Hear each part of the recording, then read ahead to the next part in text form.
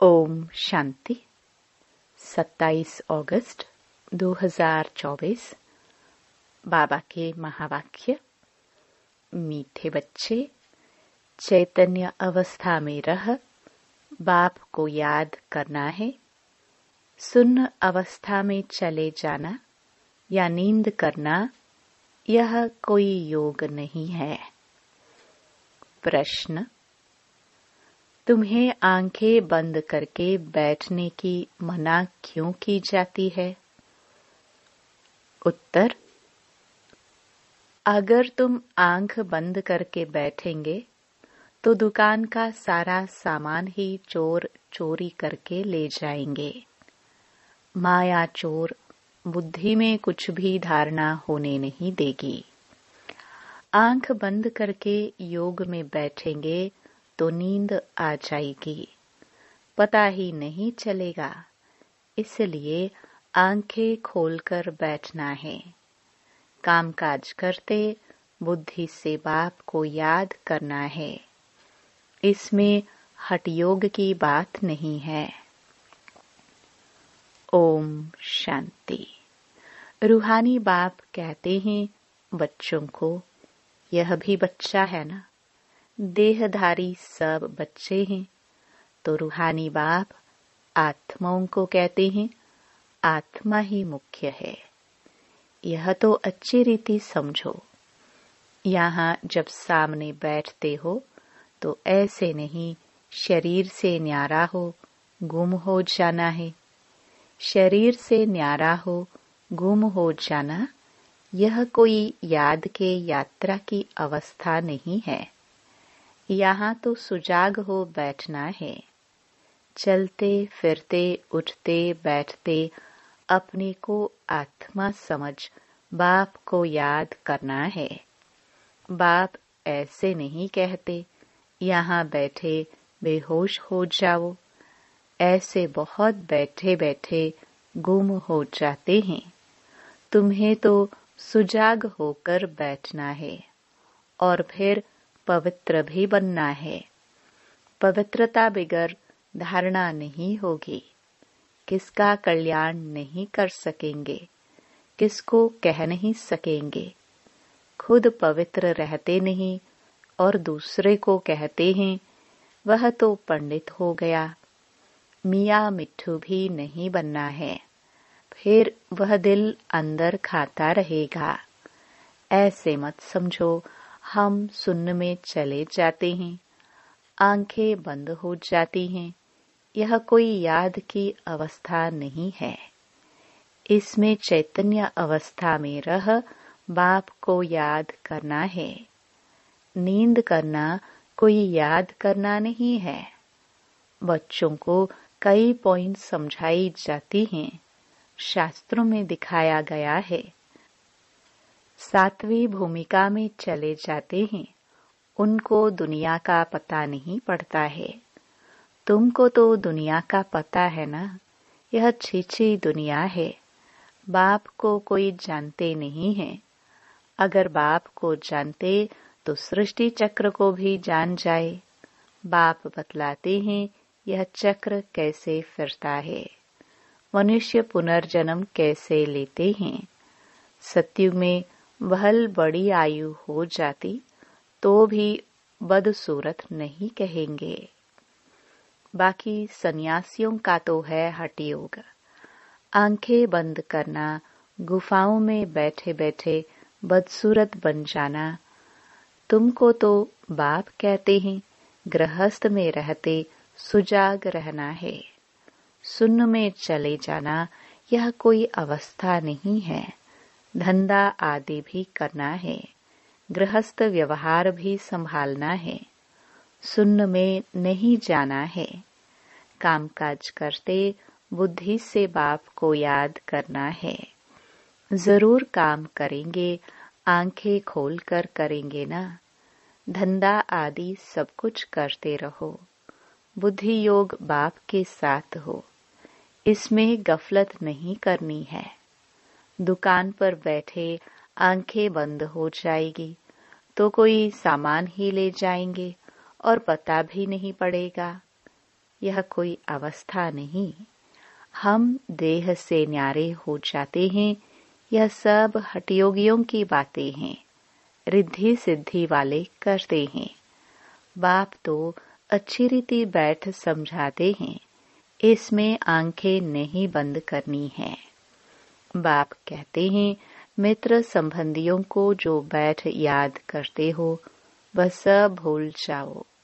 एक बाप को याद करना है, सिवाय याद की यात्रा के पाप कट नहीं सकते। भोग ले जाते हैं, गुम हो जाते हैं सूक्ष्म वतन में। इसमें क्या होता है? जितना समय वहां है विक्रम विनाश हो न सके, शिव बाबा को याद कर ना सके, न बाबा की वाणी सुन सकेंगे तो घाटा पड़ जाता है। परंतु यह ड्रामा में नोंद है, इसलिए जाते हैं। फिर आकर मुरली सुनते हैं, इसलिए बाबा कहते हैं जाओ फौरन आओ, बैठो नहीं। खेल पाल करना बाबा ने बंद कर दिया है। यह भी घूमना फिरना रुलना हुआ ना। भक्ति मार्ग में रुलना पीटना बहुत होता है, क्योंकि अंधियारा मार्ग है ना। मेरा ध्यान में वैकुंठ में चली जाती थी। वह योग व पढ़ाई थोड़ी थी। क्या उसने सदगति को पाया? स्वर्ग जाने लायक बनी? जन्म जन्मांतर के पाप कटे? बिल्कुल नहीं। जन्म जन्मांतर के पाप तो बाप की याद में ही कटते हैं। बाकी साक्षात्कार आदि से कोई फायदा नहीं होता। यह तो सिर्फ भक्ति है, न याद है न ज्ञान है। भक्ति मार्ग में यह सिखलाने वाला कोई होता ही नहीं, तो सद्गति को भी पाते नहीं। भल कितना भी साक्षात्कार हो, शुरू में तो बच्चियां आपे ही चली जाती थी, मम्मा बाबा थोड़ी जाते थे। यह तो शुरू में बाबा को सिर्फ स्थापना और विनाश का साक्षात्कार हुआ, पीछे तो कुछ नहीं हुआ। हम किसको भी भेजते नहीं हैं। हाँ, बिठाकर कह देते बाबा इनकी रस्सी खींचो। वह भी ड्रामा में होगा तो रस्सी खींचेंगे, नहीं तो नहीं। साक्षात्कार तो ढेर होते हैं। जैसे शुरू में बहुत साक्षात्कार करते थे, पिछाड़ी में भी बहुत साक्षात्कार करेंगे। मिरुआ मौत, मल्लू का शिकार, इतने ढेर मनुष्य हैं, वह सब शरीर छोड़ देंगे। शरीर सहित कोई सतयुग में वह शांति धाम में नहीं जाएंगे। कितने ढेर मनुष्य हैं, सब विनाश को प्राप्त करेंगे। बाकी एक आदि सनातन देवी देवता धर्म की स्थापना हो रही है ब्रह्मा द्वारा। तुम बच्चियां गांव-गांव में जाकर कितनी सर्विस करती हो। यही कहती हो कि अपने को आत्मा समझ, बाप को याद करो। सन्यासी तो राजयोग सिखलाना जानते नहीं। बाप बिगर राजयोग सिखलावे कौन? तुम बच्चों को बाप अभी राजयोग सिखला रहे हैं, फिर राजाई मिल जाती है। तुम अपार सुखों में रहते हो, वहां तो फिर याद करने की दरकार ही नहीं। रिंचक भी दुख नहीं होता है। आयु भी बड़ी, काया भी निरोगी होती है। यहाँ कितने दुख हैं, ऐसे तो नहीं बाप ने दुख के लिए खेल रचा है। यह तो खेल सुख दुख हार जीत का आदि अनादि है। इन सब बातों को सन्यासी जानते ही नहीं, तो समझा कैसे सकते? वह तो भक्ति मार्ग के शास्त्र आदि पढ़ने वाले हैं। तुमको कहा जाता है अपने को आत्मा समझ, बाप को याद करो।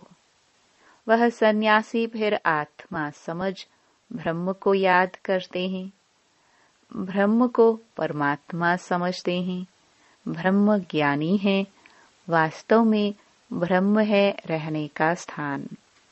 यहाँ तुम आत्माएं रहती हो, वह फिर कहते हम उनमें लीन होंगे। उनका ज्ञान ही सारा उल्टा है। यहाँ तो बेहद का बाप तुम बच्चों को पढ़ाते हैं। वह कहते भगवान 40,000 वर्ष बाद आएगा। इसको कहा जाता है अज्ञान अंधियारा। बाप कहते हैं नई दुनिया की स्थापना और पुरानी दुनिया का विनाश करने वाला तो मैं हूँ। मैं स्थापना कर रहा हूँ, विनाश भी सामने खड़ा है। अब जल्दी करो, पावन बनो, तब ही पावन दुनिया में जाएंगे। यह तो पुरानी तमो प्रधान दुनिया है। लक्ष्मी नारायण का राज्य थोड़े ही है। इनका राज्य नई दुनिया में था, अब नहीं है। यह पुनर्जन्म लेते आए हैं। शास्त्रों में तो क्या क्या लिख दिया है। कृष्ण को दिखाया है, अर्जुन के घोड़े गाड़ी में बैठा है। ऐसे नहीं कि अर्जुन के अंदर कृष्ण बैठा है। कृष्ण तो देहधारी था ना, न कोई लड़ाई आदि की बात है। उन्होंने तो पांडवों और कौरवों का लश्कर अलग अलग कर दिया है। यहाँ तो वह बात नहीं। यह भक्ति मार्ग के अथाह शास्त्र हैं। सतयुग में यह होते नहीं। वहाँ तो ज्ञान की प्रालब्ध राजधानी है। वहाँ सुख ही सुख है। बाप नई दुनिया स्थापन करते हैं तो जरूर नई दुनिया में सुख होगा ना। बाप कभी पुराना मकान बनाते हैं क्या?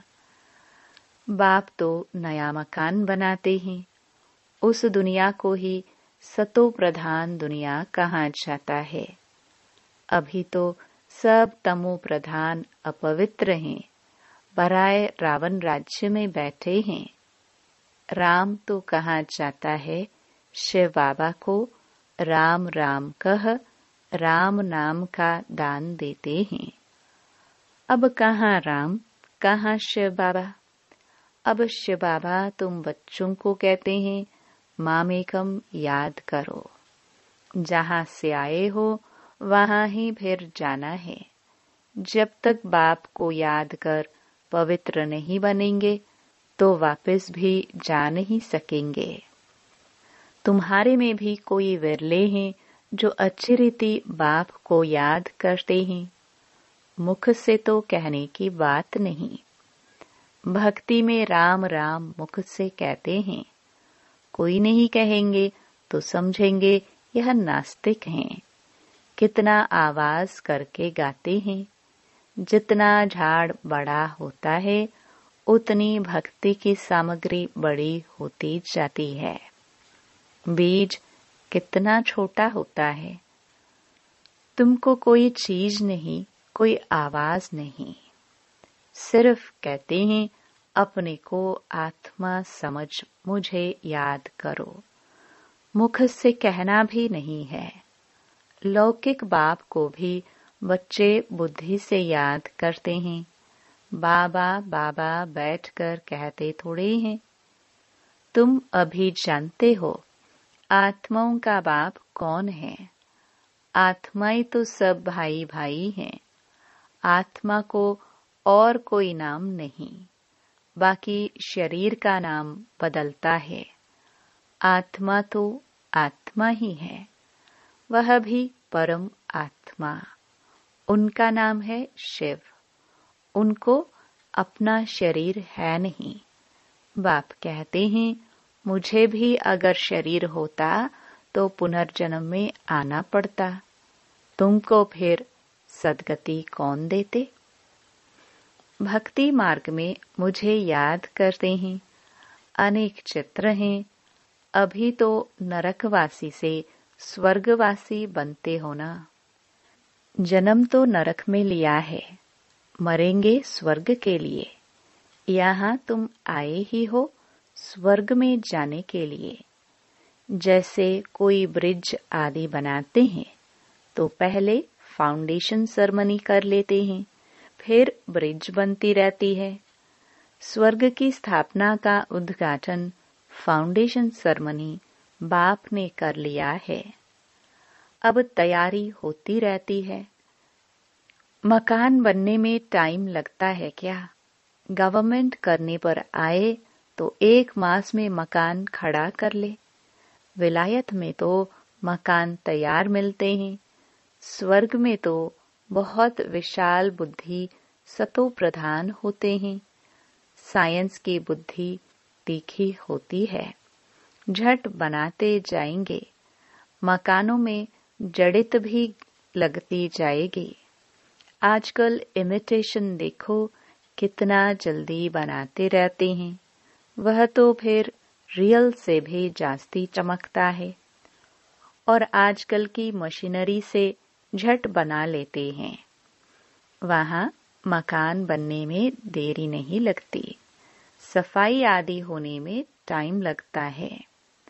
ऐसे नहीं कि सोने की द्वारिका समुद्र से निकल आएगी।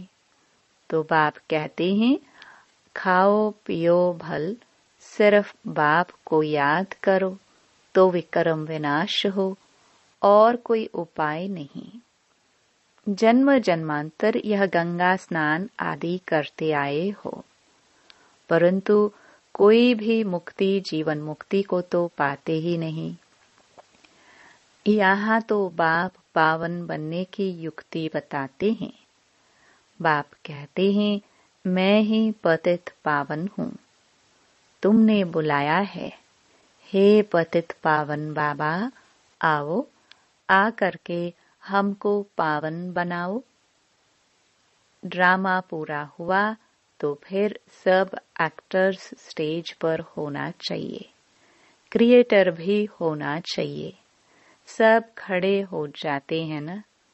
यह भी ऐसे है। सभी आत्माएं आ जाएंगी, फिर वापस जाना होगा। अभी तुम तैयार नहीं हुए हो, कर्मातीत अवस्था ही नहीं हुई है, तो विनाश कैसे होगा? बाप आते ही हैं तुमको नई दुनिया के लिए पढ़ाने। वहाँ काल होता ही नहीं। तुम काल पर जीत पाते हो। कौन जीत पहनाते हैं? कालों का काल। वह कितनों को साथ ले जाते हैं? तुम खुशी से जाते हो। अब बाप आए हैं सबका दुख दूर करने, इसलिए उनकी महिमा गाते हैं। गॉड फादर लिबरेट करो दुख से, शांति धाम सुख धाम में ले चलो। परंतु यह तो मनुष्यों को पता नहीं कि अभी बाप स्वर्ग की रचना रच रहे हैं। तुम स्वर्ग में जाएंगे, वहाँ झाड़ बहुत छोटा होगा, फिर वृद्धि को पाएगा। अभी और सब धर्म है, वह एक धर्म है नहीं। नाम रूप राजाई आदि बदल जाती है। पहले डबल ताज फिर सिंगल ताज वाले होते हैं। सोमनाथ का मंदिर बनाया है, कितना धन था। सबसे बड़ा मंदिर एक है जिसको लूट कर ले गए। बाप कहते हैं, तुम पद्मा पदम भाग्यशाली बनते हो। कदम कदम पर बाप को याद करते रहो तो पदम इकट्ठे होंगे। इतनी कमाई बाप को याद करने से होती है। फिर ऐसे बाप को याद करना तुम भूलते क्यों हो? जितना बाप को याद करेंगे, सर्विस करेंगे, उतना ऊंच पद पाएंगे।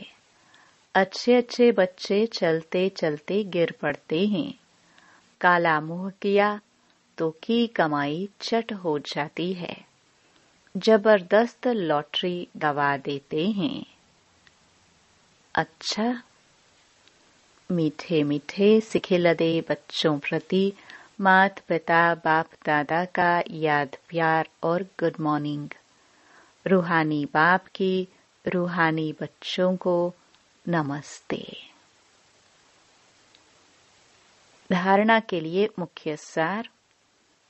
पहला, गृहस्थ व्यवहार संभालते हुए बुद्धि योग बाप के साथ रखना है। गफलत नहीं करनी है। पवित्रता की धारणा से अपना और सर्व का कल्याण करना है। दूसरा, याद की यात्रा और पढ़ाई में ही कमाई है।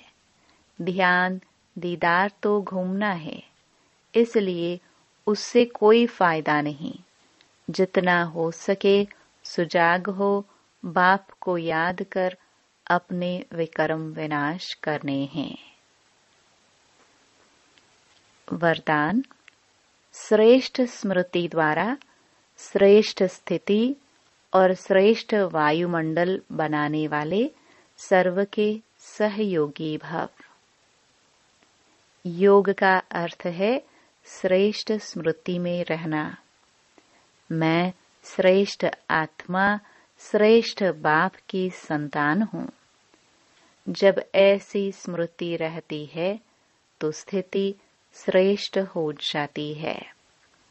श्रेष्ठ स्थिति से श्रेष्ठ वायुमंडल स्वतः बनता है, जो अनेक आत्माओं को अपनी ओर आकर्षित करता है।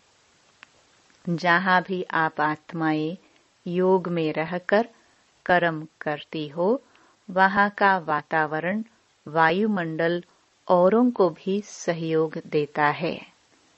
ऐसी सहयोगी आत्माएं बाप को और विश्व को प्रिय हो जाती है। स्लोगन। अचल स्थिति के आसन पर बैठने से ही राज्य का सिंहासन मिलेगा। ओम शांति।